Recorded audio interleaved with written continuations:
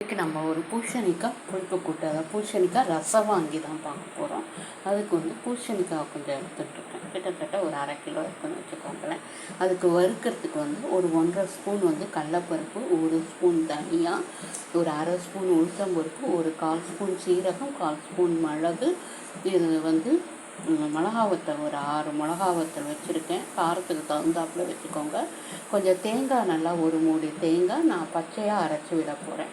இதெல்லாம் தான் வந்து வறுக்கிறதுக்கு பூசணிக்காய் ரசம் வாங்கிக்கு. ஒரு சின்ன, அதாவது நெல்லிக்காய், சின்ன நெல்லிக்காய்னா அந்த பெரிய சைஸு நெல்லிக்காயில் ஒரு அளவு சின்னதாக, அந்த அளவு பெரிய சைஸு நெல்லிக்காய்னு வச்சுக்கோங்க. அந்த அளவு வந்து புளியை நான் வந்து ஊற வச்சுருக்கேன்.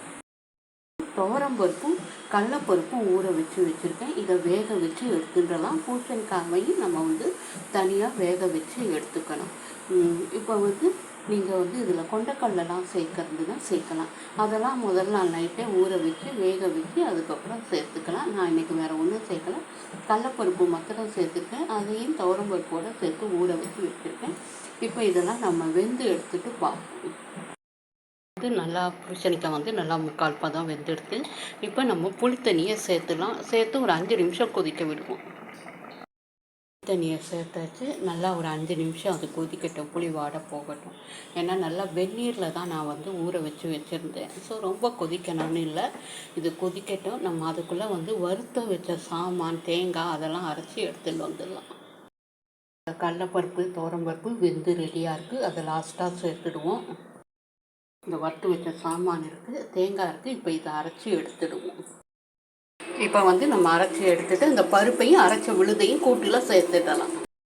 எல்லாம் சேர்த்தாச்சு, பருப்பு அரைச்ச விழுது எல்லாம் சேர்த்துட்டா இது ஒரு 5 நிமிஷம் கொதிக்கட்டும் நல்லா சேர்ந்து.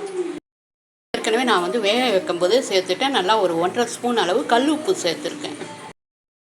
ஸோ நம்ம வந்து கடுகு உளுத்தம்பருப்பு ரெடி ஆகிடுச்சு. கடுகு உளுத்தம்பருப்பு எல்லாம் வந்து நம்ம தாளித்து கொட்டிட்டோம்.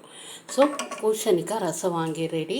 இந்த ரெசிபியை ட்ரை பண்ணி பாருங்கள், எப்படி இருக்குன்னு சொல்லுங்கள். நம்ம சேனலை சப்ஸ்கிரைப் பண்ணுங்கள்.